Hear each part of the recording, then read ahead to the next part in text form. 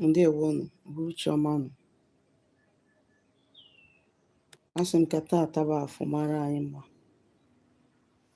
ka afọ fụtara anyị ndụ, fụpụrụ anyị ọnwụ, fụtara anyị udo, fụpụrụ anyị nsogbu, fụtara anyị arụ isi ike, fụpụrụ anyị ya anya.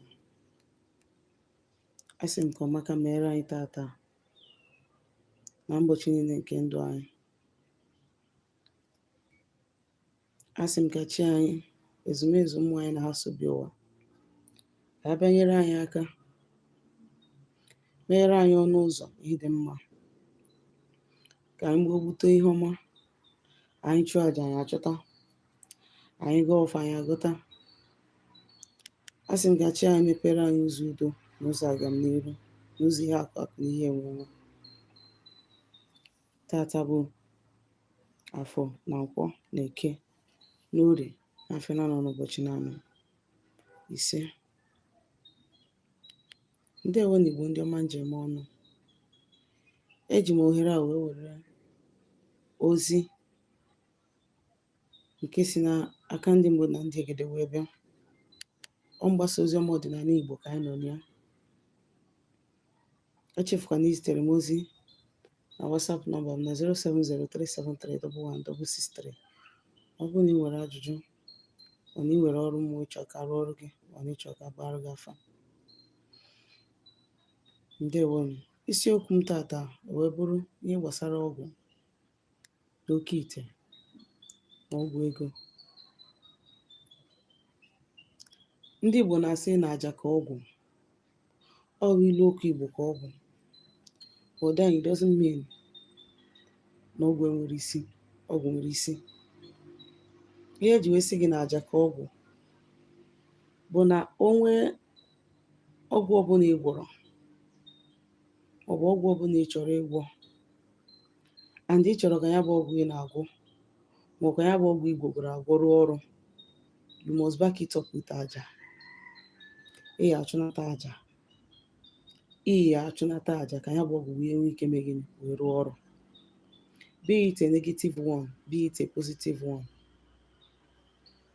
As long as no ọgwụ ka ị na-agwọ, ị ga-achụnata aja. So there is no ọgwụ cannot be complete without aja. And aja cannot be complete without ọgwụ, maka na ha na-abụ na-arụkọ ọrụ. Ị na-aghọta? Mana ana m anụ ebe ọtụtụ ndị mmadụ na-asị na ịgwọ ọgwụ abụrụ ọdịnala Igbo. Asị ọcha. Ọtụtụ ndị mmadụ na-asị na ịgwọ ọgwụ abụrụ njirimara ndị Igbo. Asị eji ọgwụ wee mara ndị Igbo. Eji ọgwụ wee mara ndị Igbo. Eji ọgwụ wee mara ndị Igbo. Mana achọrọ m ka ịghọta na ihe ọbụla ị mebere wee mefewe ya oke abụrụ arụ. Ihe ọbụla ị mebere n'ụwa mefewe ya oke ọwa arụ. Ma nri ka ị na-eri, ma arụ ka ị na-asa, ma efere ka ị na-asa, ihe ọbụla ị na-eme n'ụwa, ọ sịgodị ya bụrụ ndị na-aṅụ mmanya. Ịṅụọ mmanya ogbuwe gị nke bụ na ị mara ozi ụzọ isi anabe gị, ọ bụrụ arụ. Mana ọ bụrụ na ịṅụnwuo mmanya buru ihe, ọnyanwa bụ gịnị? Na at least na ị ka na-aghọta onwe, ị ka nọ na the positive side of ya bụ ihe ị mere. Otu a ka ọgwụ dị. Ọ bụrụ na onye ọbụla bụ onye Igbo pụtasị gị na ọgwụ dị njọ, onye ọbụla bụ onye Igbo pụtasị gị na ọgwụ dị njọ, ị mara na a lot of things na ya karị na-eme ya achieve, especially health wise.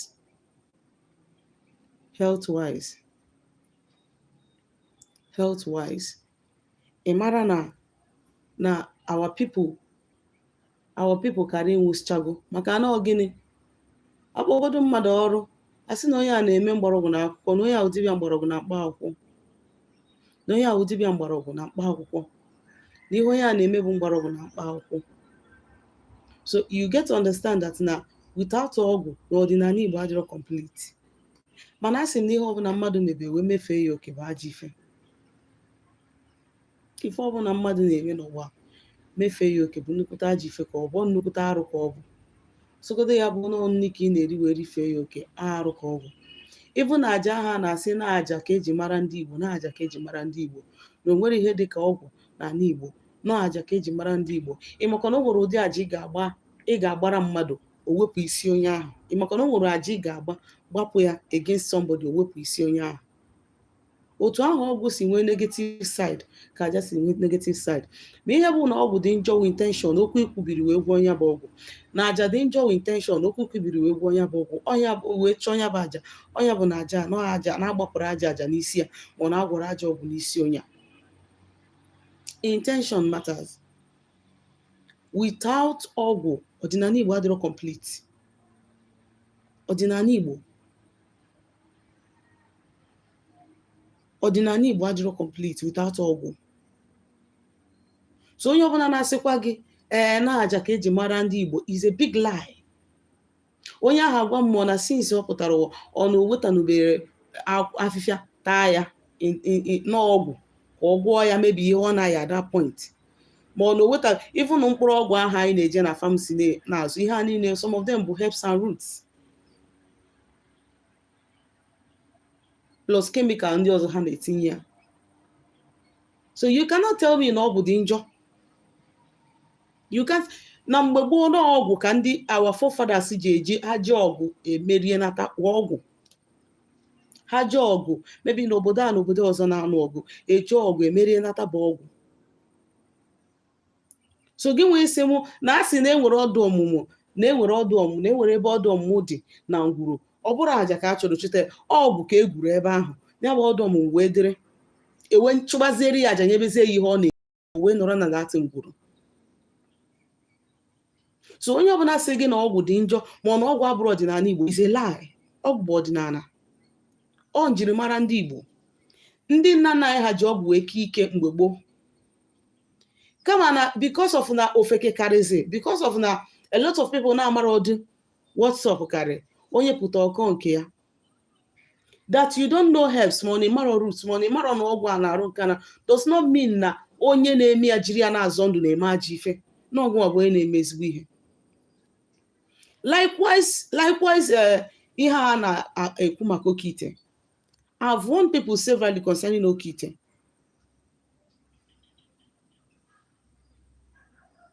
I see you, Patrick. I'll respond to you. And ma gwa ndị mmadụ na Okeite bụ new system of ọgwụ ego. Ọ bụrụ na gị nwa bụ nwa dibịa nwoke ma nwa dibịa nwaanyị, ma na gị nwa bụ onye eze nwoke ma ọ bụ eze nwaanyị, n'ihi na apụta na condemn ọgwụ ọdịnala Igbo because of Okeite. I want you to understand that Okeite is never ọgwụ ọdịnala. Okeite abụrụ ọgwụ ọdịnala. Okeite abụrụ ọgwụ ọdịnala ka ọ bụ. Ihe a bụ ihe si na mba ọzọ wee bubata wee na condemn our youths.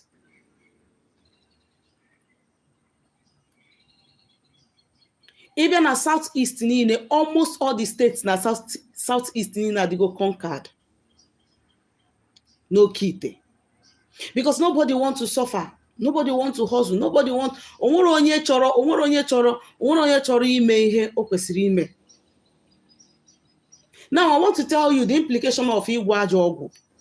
Ịgwọ ajọ ọgwụ nwụọ n'ike. I said this earlier. N'otu ahụ, there is no ọgwụ without aja and there is no aja without ọgwụ. Aja na ọgwụ na-arụkọ ọrụ. Aja na ọgwụ na-arụkọ ọrụ. So onye nwa kpatara eji esi na enwere dibịa mgbọrọgwụ na-akpa akwụkwọ, na onye a dibịa mgbọrọgwụ na-akpa akwụkwọ, na onye a bụ ihe mmiri na ihe mara ya. Ọ bụrụ ihe mmiri ma gị si na onye na-eme mgbọrọgwụ na akwụkwọ dị nzuzu ma ọ na-eme ajọ ihe. Ọ bụ na ihe mmiri ma gị concentrate mmụọ na ihe mmiri ma gị. Then ọ bụrụ na ị chọrọ ịmụ mgbọrọgwụ na akwụkwọ, ije chọọ na onye ka gị ọ kụziere gị na nke a ka eji azọ ọya dị otu a, na nke a ka eji azọ ọya dị otu a, na nke a ka eji azọ ọya dị otu a. Na ewu dibịa bụ na mmadụ bụrụ ọya bịabe gị gwọọ ya gwọta ya. Ọnya ọ bụ na ịbụ dibịa. Ka m gwa gị, dibịa dị iche, eze nwaanyị dị iche. E nwere dibịa nwoke, nwee dibịa nwaanyị, nwee eze nwoke, nwee eze nwaanyị. dibịa dị iche, eze nwaanyị dị iche. Ọnwụ na iwe eze nwaanyị mmiri nọọ ihe mmiri bụ ihe mara gị, ma ọ na iwe eze nwoke mmiri nọọ ihe mmiri bụ ihe mara gị, sọsọ imebi ya mebi ya nọọ ya agalụ gị. Mana ọ bụrụ na onye ọzọ na ọgwụ mara ya, don't come and use because na onye ọzọ na-eme Okeite were ya na condemn ụmụ Igbo, generalize ya na ọgwụ bụ njọ n'ala Igbo. Ọ bụrụ eziokwu. Be specific. No, nke a ihe na condemn our youth. Na ọ bụrụ na ọgwụ na onye nke a na-eme Okeite, then you not generalize it na ihe gbasara ọgwụ ajọ ife, mana arụ ya ga ije were ọgwụ nwụrụ. Kedu ihe iji aṅụ ọgwụ? Ike eje chụba na aja ka ị nweta onwe gị. Arụ ya nwunye gị ije gote ọgwụ ọnwụọ, ọ ya nwanne gị gote ọgwụ ọnwụọ, ma ime iweta herbs na ọhịa, onye ahụ erie ya ọdụmma. Ị kaghị ijije mebi ya na ọgwụ ka ị na-agwụ. Ị mara na ọnya bụ ọgwụ a na-ekwu n'ọdịnala.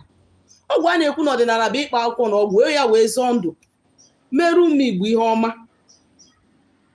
But when it comes to Okeite dị different from ọgwụ ọdịnala. Na-ekwuru m si na ọdụ ọmụmụ niile a na-egwusi na be anyị, na asị na ewepụtara arụsị nke wepụta arụsị nke wepụta arụsị nke. Ihe a niile bụ gịnị? Ihe a niile bụ ọgwụ ka a na-akpọ ya. Generally ha ncha niile bụ ọgwụ, na ọ bụrụ aja. Na eze nwaanyị nke akpọrọ gị ọrụ, na mmiri nke akpọrọ gị ọrụ, na arụsị nke akpọrọ, ihe a niile bụ ọgwụ dị n'ala. Na ọ bụrụ aja dị n'ala, ọ bụrụ aja ga-abịa gbaa ebe ahụ mmụọ ahụ anọdụ. N'ihe a bụ ọgwụ ka a na-akpọ. Ebe ọbụla ị ga-apụta ka ọgwụ n'afa.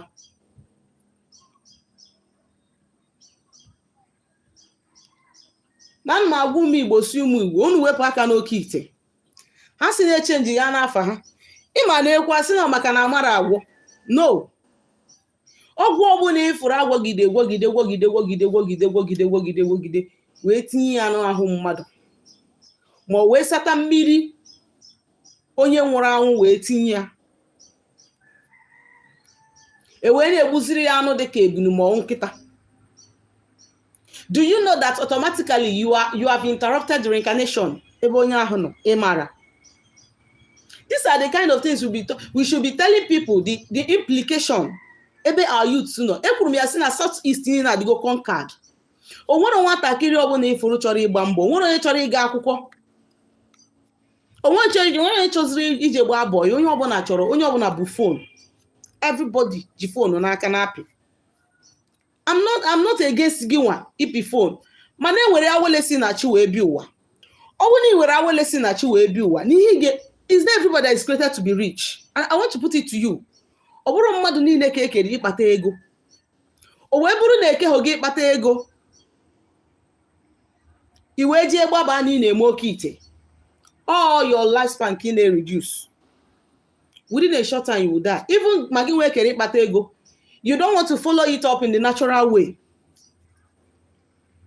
You don't want to follow it up in the natural way. Na ị chọrọ ka o yie taa, ka erie taa, ka nwụọ taa.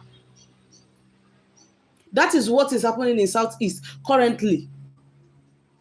Since more than 1 year, ka m bidoro ama ọkwa Okeite.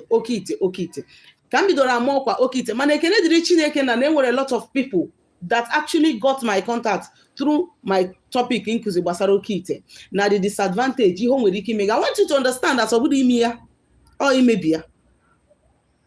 Ọ bụrụ ime ya wụ isi, na ọ imebie. Ọ bụrụ gị nwe ime ya bụ isi, na ọgụ nwe imebie.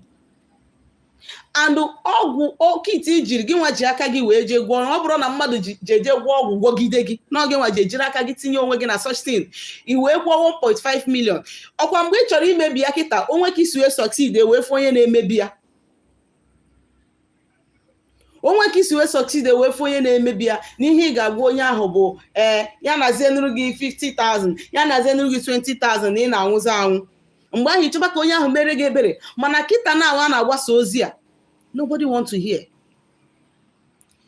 Nobody want to hear. And ma gwa you si unu that na, see, it is good you take teaching in our phone and social media, but it is important you go home and learn from your village.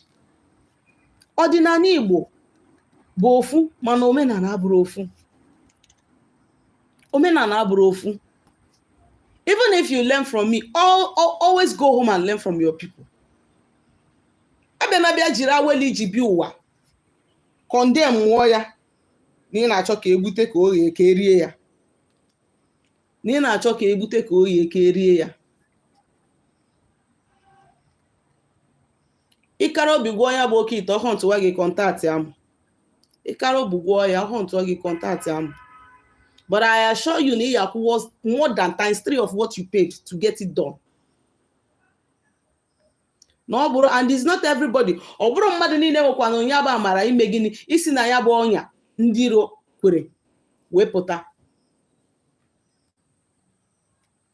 O nwere statement ndrop ebe a ele asị m na gị nwee ime Okeite dịka interrupting reincarnation. Remember, dibia anara agwa gị ihe o ji emere gị ọgwụ. Ka m gwa gị eziokwu, dibia can never be sincere enough isi gị na ihe akụ ijere ịmụ ọrụ ka ije ka ọrụ ọrụ gị ọrụ. Ọ dị ka mebi na ibu poison, enyere gị poison nkịta na ebe a ka ị treat poison ma ọ ka ị gbọọ poison. Then ịbatazi ebe m weta ọgwụ ijuzie m kedu ihe ọ bụ ka ebe esi ekute ya. Ọ dị gị ka mma gwa gị ya? I will not. Ịjụọ mma ma etinyelu ya ogirishi ka m etinyere ya nchanwụ. Ọ dị gị ka mma za gị ya? I will never respond to that question. Otu a ka ọ dị ka dibịa ahụ ifili na ọ na nke onye nka sị gị na nke ya bụrụ Okeite na nke ya na-egbu na ọ dị etinye ya nka na ọ dị etinye ya aka. Mba na o mebie na ọkpọ ọnụ gị o ji zụta ọkpọ gị. Remember na most of these parts ị na-afụ kpọrọ akpọgo nkwu akpọ, you might not be able to identify them. Ma onye ahụ yuzo ya rụọ ọrụ. Imirikiti bụ ozu ndị nwụrụ anwụ na mortuary ka ya na-asapụta wee na-arụrụ gị ọrụ. Then the spirit of that person kwesịrị ime gịnị ije ị na-achụ ụwa azụ ma ọ bụrụ na onye ahụ emezuru ihe o ji maka ya wee bịa. That person's mission on earth will be interrupted because of you. Maka na instead of onye ahụ journey back to life, that soul rebuild spiritually in another body, pụtazie ụwa ọzọ nwee ike wee mezu ihe o ji bịa ụwa. Ọ dịbizi na-achụrụ gị ego. Ọ dịbizi na-achụrụ gị ego. It doesn't stop at that. You people can never come out and tell us about the assignment a na-enye unu. Ndị nke ọzọ ọ dị hard before onye na-eme nonsense thing na rugoro ụlọ gbara na ruo ụlọ ndị be ha ebiri na ya onwero. Ihe unu na-ebu ụzọ ego moto, onye ego moto o filgo ọ gafego. Onye ahụ goro na moto ọ gafego. Mmanya ama nrie gị ya, ụmụnne ya ma nrie gị ya. Onye nke mmanya ma ụmụnne ya ga-erie gị ya bụ nwaanyị ọbụla ya na ya mitiri ọ napụ ya akpa nwa. The reason why nwaanyị ahụ ị chọrọ ịnụ ikwesị ịgba afa n'isi ya na ndị Yahoo eyusichaga akpa nwa ụmụ agbọghọbịa. Ndị Yahoo eyusichaga akpa nwa ụmụ agbọghọbịa. Ndị Okeite eyusichago na akpa nwa ụmụ agbọghọbịa. Use the destiny of our young girls. Because after using that this thing, now the assignment again is how ị ga na-eweta ihe wee na-elekwa ọgwụ gị. Ọ na-abụrụzi ya ka eji agwa unu na onye mere ihe ọ bụ na ị bịara ọbịbịa nye ọgwụ ihe monthly ka unu si eme ya, onye ahụ enwe problem. Why engaging yourself in such evil acts?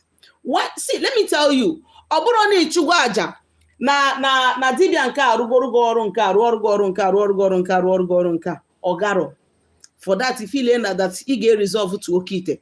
A lot of imirikiti n'ime unu nwere ọkpụkpọ oku mana unu achọrọ ịza ya. Imirikiti nwere ọkpụkpọ oku but ha achọrọ ịza ọkpụkpọ oku ha nwere. A lot of people will call but they don't want to answer their call. We are all looking for short way, short come. Abi short road ama nke si akpọ ya.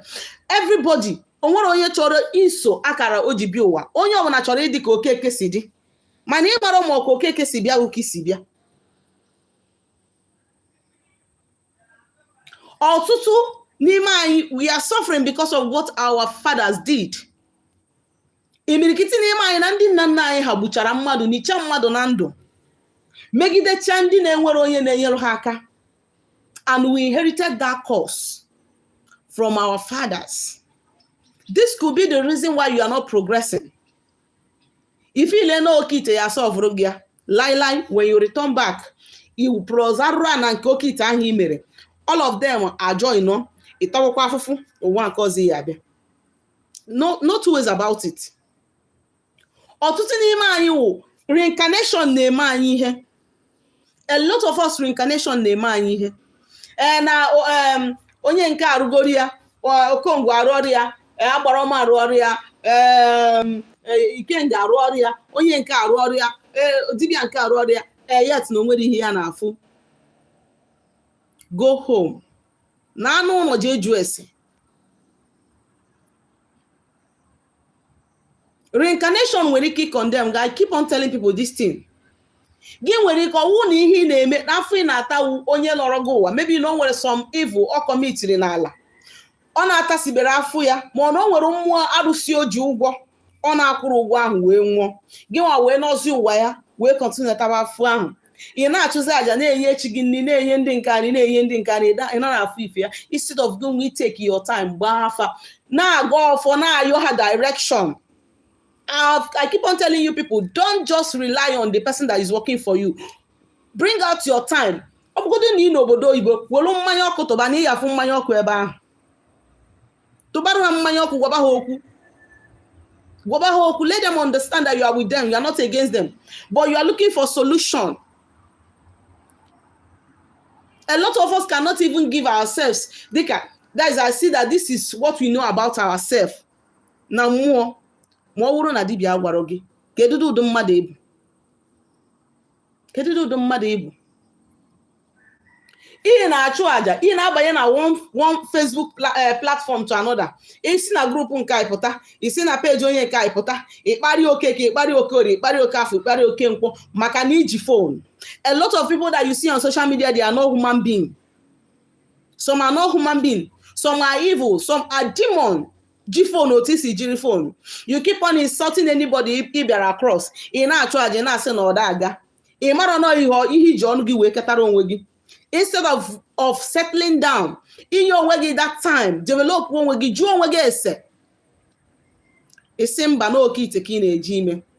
Tomorrow they will start using Okeite to condemn ọgwụ ọdịnala. Okeite na ọgwụ ọdịnala abụrụ ofu. Quote me anywhere. Okeite na ọgwụ ọdịnala abụrụ ofu. They are never the same and they can never be the same. N'ije jebanye court, jebanye ogboni, ị na-asọmiti ndị mmadụ. Ya na ọgwụ ọdịnala abụrụ ofu. Na ọgwụ ọdịnala n'ife ọ na-eri iwe ọkụkọ. Na mmadụ bụ ọya wee bịa be gị na enidiri treat mmadụ na ọsọgide ya bụrụ ibi ka ibu bịa ebe a na enidiri treat gị n'ọgịnị ewe aga n'ọfịa gosi ọfọ tụcha mmanya mechi ha agazie achọ ọgwụ, achọzie ọgwụ ahụzi aja ahụ achụgoro n'ọgwụ ahụzi wute ọgwụ ahụ ihe ga-eji ejike aka ọnụ wee mee gịnị wee rụọ gị ọrụ na-arụ. That healing ahụ ị na-achọ inweta ya ọnya bụ ọgwụ ọdịnala. You people should stop condemning ọgwụ. A na-agwọ ọgwụ ahịa, ọ bụrụ ajọ ọgwụ. Ọgwụ ahịa abụrụ ajọ ọgwụ. Ka ya kpọsa ka ya na-ele abụrụ ajọ ọgwụ. Even in the time of our ancestors, even during when my grandfather was alive, ọ na-agwọrọ ndị ashawa ọgwụ. Ịchọ ịgba ashawa na-agwọ ọgwụ ashawa. Ọ bụrụ ajọ ọgwụ. Mana nke ka ebute tata ka erie ka nwụ echi. Ọ bụrụ ya. Ọ bụrụ ụmụ Igbo. Ọ bụrụ ya. Orugokwanụ mgbe anyị ga-ejikọta onwe anyị ọnụ. Someone wakene mmụọ anyị na ha so. A lot of wolves ebinigo. A lot of wolves ebinigo because they have seen that the Christian community, they are about to be conquered. Habata na tradition. This is what you must understand. Especially to our brothers and our sisters in the war. There is no need for this war. Hesigoro from church. How am I gonna many souls, many persons they are leaving the church. Now tradition where many people in Okeite now. So a lot of them they are coming in disguise. Now how undi ordinana. Meanwhile, they are converting the souls of our young people. Mandi wara okpukpo oku. When ndị na-eji abanyecha n'otu ka call ha pụta ife. Just imagine. Imirikiti ndị mmadụ nwere call na-eji abanye n'otu confraternity ka ha wee na-afụ ụzọ ka ndị mmadụ wee na-abịa be ha. And you're not telling me that they are not winning. The best thing you can do for yourself as somebody in each other, you want, let it not be in Adibi and Kase, going and confuse, develop yourself spiritually. develop yourself spiritually. Ọ bụgodoro ọjị ka iji agwa ndị gị na ha so okwu. They will continue to direct you. Stop depending on dibia. It depends on dibia. Don't depend on me. I'm depending on myself. Depend on yourself. Once you go to nature, I keep on saying it. Nature take your collar, pray to them, tell them to direct you to the right person that will help you. No, we don't want to do it.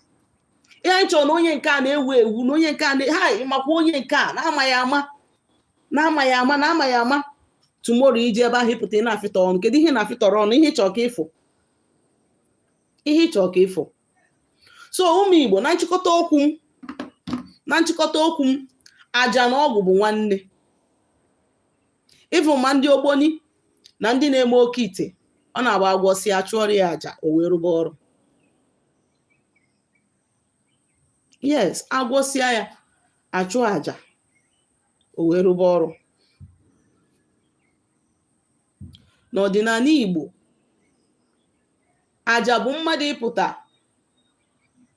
godo ochie ya n'anyanwụ, ma ogodo mmụọ ya na ya so, ma onwe ebe idobelu ha ọnọdụ, ebe ị ga na-anọ na-agwa ha okwu, na-awapụrụ ha ọjị, na-agọlụ ha mmanya na ihe ndị ọzọ. Ha chọọ ọkụkọ igbuo, ha chọọ ewu igbuo, ha chọọ efi igbuo ya ma inwe gị ya. Mana ọgwụ bụ combination of herbs and animal. Onye abụ ọgwụ, combination of herbs, roots and animal. Ikwubi okwu na ya, ịkagbukwu anụ, o wee rụọ ọrụ. Onye nwa bụ ọdịnala Igbo anyị ma. Amarọ m maka nke ndị a ha na-eme. So let us not be confused. Anyị adịna confused. Ndewonu. Biko ihe a bụ ohere anyị ga-eji wee zaa azịza. Ọ bụ na ị nwe ajụjụ, you bring up your question, ka I may attend to it immediately. Mommy, I have settled on my ezumezu, but I want to do Ogwu Awele. But is it good? Awele is good. Awele will enhance her. Awele will enhance her.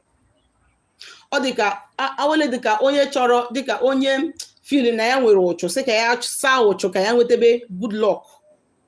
Otu anwa ka ọ dị. But I want to tell you that awele is not for everybody. Before you do awele, jụọ ese whether it will work for you. Awele is not for everybody. Ọ bụ na Igbo onye nwere divine mandate, na ị nwere ọrụ ị ga-alụ, ije ma awele, they will collect that awele from you and drop it one side. It continue ebe ịkwụsị. So if you have divine mandate, you consider it first. Awele gị niile ga-esi na ya wee pụta. Ndewo. How do one get initiated to man for protection, and can woman get initiated? Yeah, it depends. O nwere mmọnwụ na anaghị ịma na ọ depend the tradition ndị mmadụ. Like I said before, do you understand?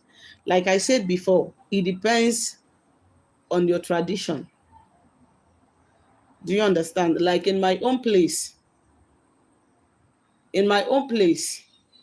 ka nwaanyị si aba mmanwụ bụ, ọ bụrụ dịka ọ na-adị rare.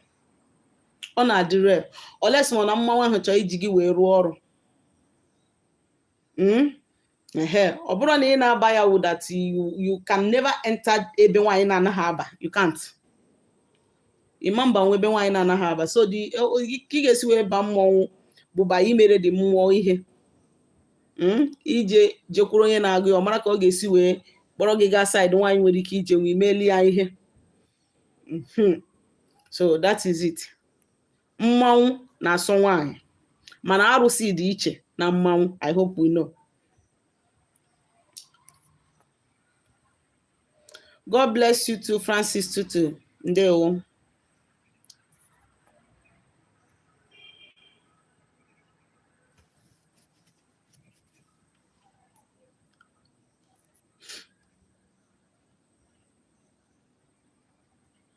Thank you so much. I'm still waiting. My friend just buy ekwesi and he started killing goats for it. and started working for him. But how did the spirit enter the Ekpesi? And he named it, and they started serving it. Intuition. Intuition. Intuition. If it was a message given to him through Alpha, and he obeyed, then it worked for him. But I believe it's intuition. Intuition. That is why I say, when you develop that personal time with your entities, with your forces, there is tendency of them communicating to you directly, either through your message or by your mind, through your dream or by your mind. That is just it.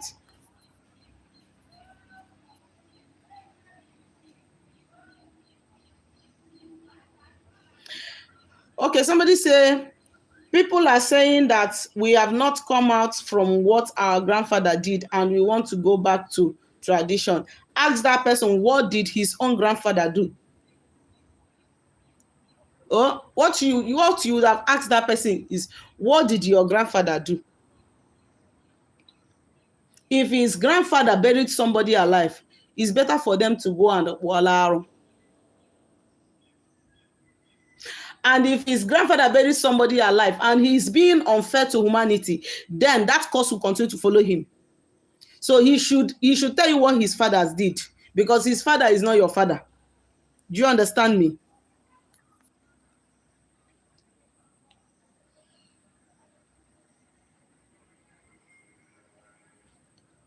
It is not good to tie witchcraft.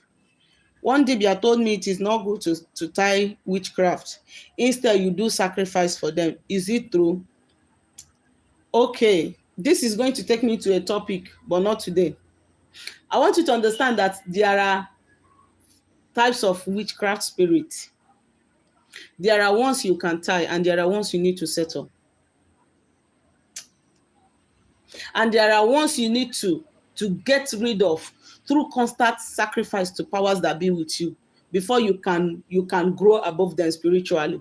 That is the reason why sometimes to some people, it will look as if it didn't work. Like when they go to Alpha again, it will occur. It will reoccur. Do you understand? So it will be my next topic. I'll go in details when in my next life. I'll talk about it so that you understand. So the possibility, I'm not disputing that person is possible. There are ones you can tie, and there are ones that you need to make sacrifice to.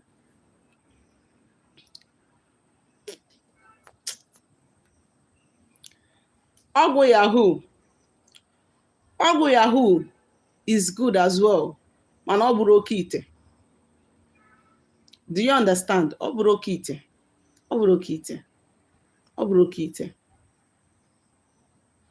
Ịgwọ Ogwu Yahoo, the normal one, it requires enough time, constant checking, patience. Not like Okeite that we just do, carry and go, and you go and relax. No. It needs constant checking. Do you understand?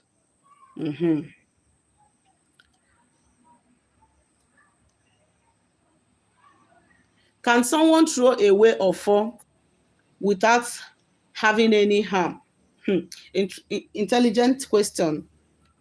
If someone can throw away or fall without having any harm, it is possible you can throw away or fall without having any harm immediately, but certainly later. Either it will start haunting you through your children, your direct children, or through reincarnation. You must pay. It is simple.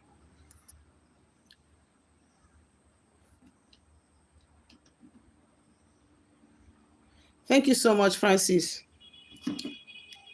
If someone stopped doing prayers and they were watching on a Kede, is there going to be any harm? See, there is no specific day that is best for prayer as a traditional person. But I want you to know that the more you throw Kola and the rest of them to powers that be with you, the more you bring them closer to yourself. and the more you always have their their protection around you. Do you understand? So if you decide not to be praying on Eke Day, I don't think there is any harm. Even some people pray once in 4 days. Do you understand? But just know that the more you pray, the more you pray, the more you go closer to powers that be with you. And the more they reveal things to you, the more they are willing to protect you and fight for you. Simple. And open your way. That is it. It's very simple.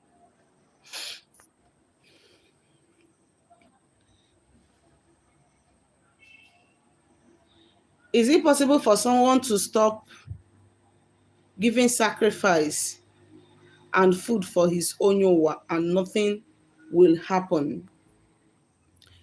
Okay. If you decide to stop making sacrifices to your reincarnator, it is just a matter of time. Remember, your reincarnator is your higher self, the spirit that be within you. Like Christians, they call it a guardian angel or spirit guide. That is the spirit that be within you. Do you understand? So if you stop giving something to that entity, it means you want the power of that spirit to go down. And the risk here is this, that onwere the kind of attack that you might have, that spirit cannot be able to defend you spiritually because the spirit is weak. Yes, the more I said it, the more you make libations to powers that be with you, the more you prepare them to always stand for you. That is just it. So if you start drawing back, themselves they will start drawing back. It's simple. It's simple.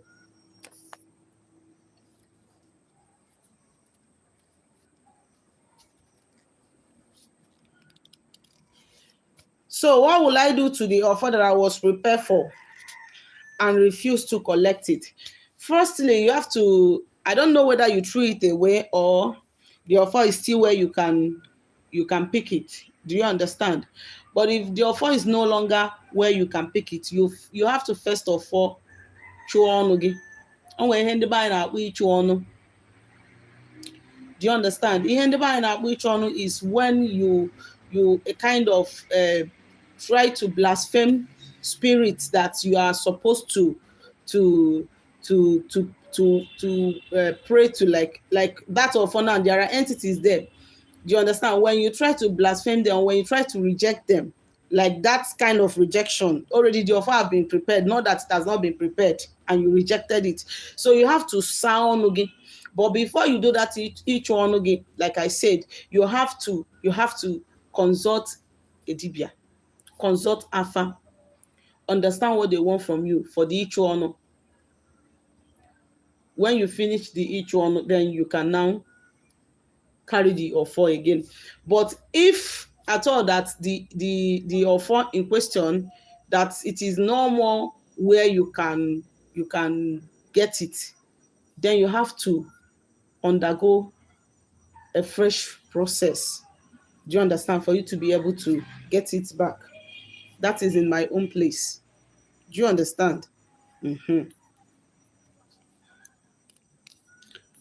Okay, I went to one ministry. The prophetess started accusing me that I am a python, and I also keep seeing pythons in my dream. Since that person told you that you are a python, then it's no longer an accusation. It's not an accusation. The person told you the fact. As long as you just confirmed it that you are seeing a python, that is the spirit. Like your spirit animal. Yeah, do you understand? That's what we call spirit animal. Like when we are little younger, my father used to wake up once it's 7 o'clock. My father will come and wake us up. Do you understand? Or sigi binie binie binie. Yeah, maybe later you can go back to your sleep. Then we can dinner agba no fo mmụọ gị n'ọhịa agba ya egbe. Enwere ka ọ bụrụ mgbada ka ị na-awọ mụọ agwọ agba gị egbe. Do you understand? So that is your spirit animal. That is anụ iji apụ. Is python. And once you understand the anụ apple, when you understand anụ apple, you try to be nice to them. You don't kill them, you don't eat them. You don't kill them, you don't eat them. Like if you are this kind of person that you usually eat snake and you have this python spirit, please don't eat snake. Don't eat it. Don't eat snake at all. Stop eating snake if you have been eating snake. Do you understand? So ihe a ka iji apụ. That is ihe a ka iji apụ. Maybe even in the water realm. Eh? Ndị ọzọ nwere ike nọcha ka crocodile, ndị ọzọ anọ ka cat. Other people will appear in form of dog. Other people will appear in form of any animal, but your own is python. Do you understand? So anybody that offend you is in trouble. Is in trouble. Is a very strong power. Okay. Can someone be a pastor and still be doing ordinana? Very, very well. Ordinana toroka. Ordinana toroka. Ordinana toroka. A lot of people, only if your own spirit, they permit you to do it in a church will. You understand? You have to first of all settle them in a traditional way first. After settling them, then then you get your for, you just get your for and other stuffs. Then you can now continue with your Holy Ghost fire and the rest of them. So it is possible. Ordinana toroka. That is why as a traditionalist, you can keep the statue of Virgin Mary and Jesus Christ and everything in your chamber where water eat people are and deities are, and nothing will happen. You will still be doing your work. Do you understand?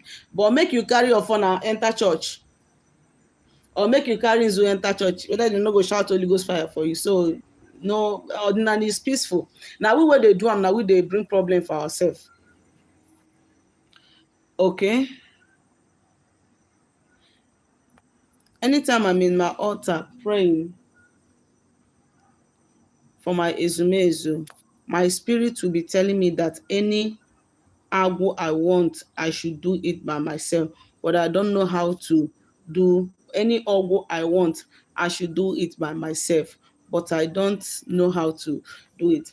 Okay, if your spirit is telling you that you can do any Ogwu by yourself, then all you need to do is you need to summon that spirit. Like when you want to go to sleep, do you understand me? I'm talking to Patrick Nzenwa. When you want to sleep now, what you need to do now is that if you know that you still remember your dream, you are not among these people that are no longer having dream, or that you understand, if you know that you still remember your dream, when you want to go to sleep, you look for Oji, preferably Ojugo. Do you understand? Then you get Nzu, you get water, if possible river water. Do you understand? Put the river water in a white plate, then break Nzu, put inside the rubber. Then you carry the what is it called? You carry your kola nut and pray. Do you understand? Tell them that since they have given you the assurance that you can prepare certain thing for yourself, that this is the one you want to do, they should come and show you things that you use and do it. This is one of the things I was talking about, going closer to your spirit, to your entity. They should come and show you what you use and do so and so thing. So when you finish making that prayer, it is small water that you're going to put in that bath, then you mix it with the Nzu, then you rub it on your face like this 4 times. You go to bed. Do you understand? Anytime you have a special request to make to them, you do it. Okay? They will come and tell you.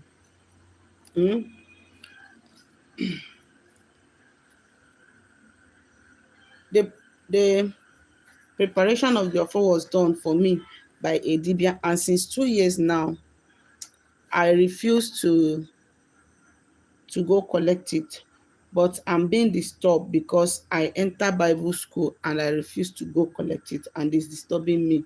Then try and connect with the person, okay? That is, it indicates your spiritual strength. Patrick, flying in the dream means spiritual strength, okay? You have power to overtake all your enemies, okay? So guys, if you have any question to ask me, or need to message in my WhatsApp number at 070 373 11663. 070 373 11663. 070 373 11663. Wakemesiano. There one.